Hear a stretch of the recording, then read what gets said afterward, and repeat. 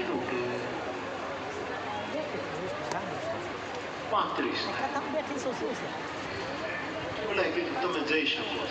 જેમ આકાશવાણી રાજકોટ કીધું કે તમે જઈ શકો. યાદ આવે આકાશવાણી 20 માં 9 નાખીને 35 થાય. બધા પૂછું કેમ થયું? મેં તો આમ કીધું આવું ખોટું તો ના પાડે. એના પછી બીજાનું કે 20 માં 9 નાખીએ તો કેટલા? 45. ઉદાર મતી ઉદાર 45 તમે જઈ શકો. ત્રીજો કે 20 માં 9 ભેળવું તો કેટલા થાય? 55 થાય. છેલ્લો જે સાવ ઠોઠ હતો એ ગયો નોકરીમાં સિલેક્ટ થઈ ગયો. એને પહેલા પૂછ્યું કે 20 માં 9 ભેળ્યું કેટલા થાય? તો કે 28. જવાબ તો ખોટો જ છે. પાસથી ઓર્ડર લઈને નીકળ્યું. બધા કંઈક પણ તું કેમ પાસ છે? તે શું કીધું? મેં કીધું 28. કે ખોટું તો તું બોલ્યો. તો કેમ પાસ થઈ ગયું? ખોટું તો હું બોલ્યો. પણ સત્યની નજીક આંકડો હતો. 28 ને 29 માં જાજો એમ થોડુંક સત્યની નજીક રહેવાશે તો પણ શિવ મળશે. 100% તો ક્યાંથી થાય? મારે તમને વિનય કરવો છે કે જે સત્ય વિચારતો હોય, જે સત્ય બોલતો હોય અને બીજાનું સત્ય સ્વીકારતો હોય એની પડખે ઉભા રહે.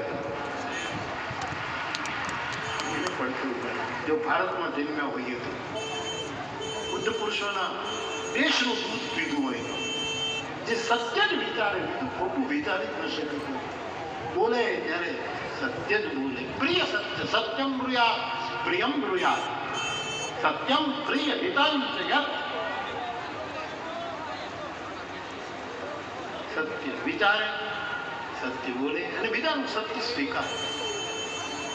આની પડખે જીસસ તો એમ તપ કરવાનું આપેલું સત્ય. બીજું મૌન રહેવું. મૌન રહેવું. મને ઘણા પૂછે કે આ તમે કલા કરો 4 કલાક, આમાં શું સમજ? 4 કલાક 3.5 કે જેટલો હું બોલું, આ તમે આટલા બધા ચૂપચાપ સાંભળો છો. જગતનું કેટલું અસત્ય અટકી ગયું એની કલ્પના કરો. આ પર્યાવરણ શુદ્ધિ છે. જૂઠ પ્રદૂષણ એક એવું પ્રદૂષણ છે પર્યાવરણને બગાડે. અને આપણે મૌન હોઈએ ત્યારે આપણે ચૂપ રહીએ છીએ. 3.5 કલાક કોઈ કોઈની નિંદા નથી કરતું. આ કેટલું મોટું પર્યાવરણ શુદ્ધિ છે. કોઈ કોઈની ઈર્ષા નથી કરતું. કેટલી શાંતિથી આપ બેઠા છો. મૌન રાખવું. હું તો બધાને એમ જ કહું છું કે અમુક ઉંમર થાય પછી જેટલા વર્ષ તમારા થાય એ જન્મ દિવસ આવે એના પહેલા જેટલા વર્ષ તમે 65 વર્ષના થયા હોય તો 65 કલાકનું વ્રત રાખો મૌન એડવાન્સ. અને 65 કલાક પછી તમારો જે દિવસે જન્મ દિવસ હોય ત્યારે મૌન છોડી દેવું. છોકરાઓની સાથે વાતો થોડું પ્રેક્ટિકલ થયું. જન્મ દિવસે છોકરાઓ દાદા દાદા અને તમે કહ્યું એમ ન કરો. જરાક ડાયા થવું. એ તમારું હિંસક મૌન વ્રત નહીં કરો. અહિંસક મૌન વ્રત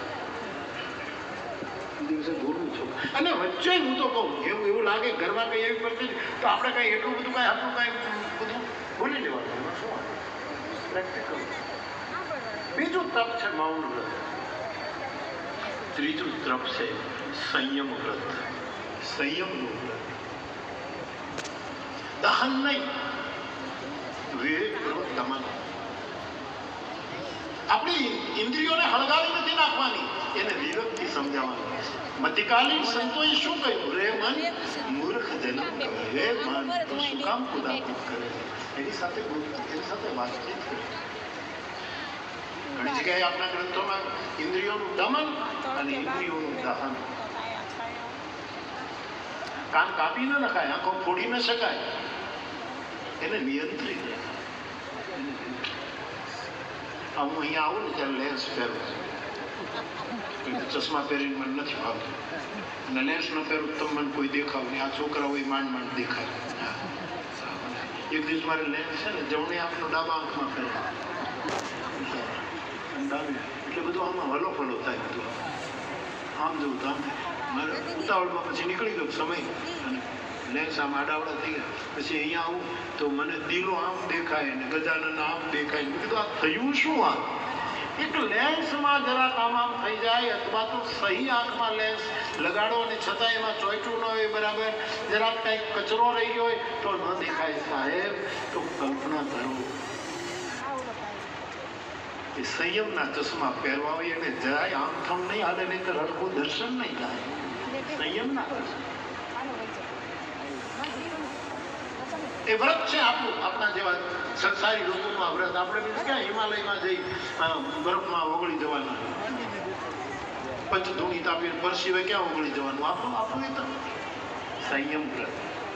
અને ચોથું વ્રત મારે યુવાનોને ખાસ કહેવું છે, ધૈર્ય વ્રત.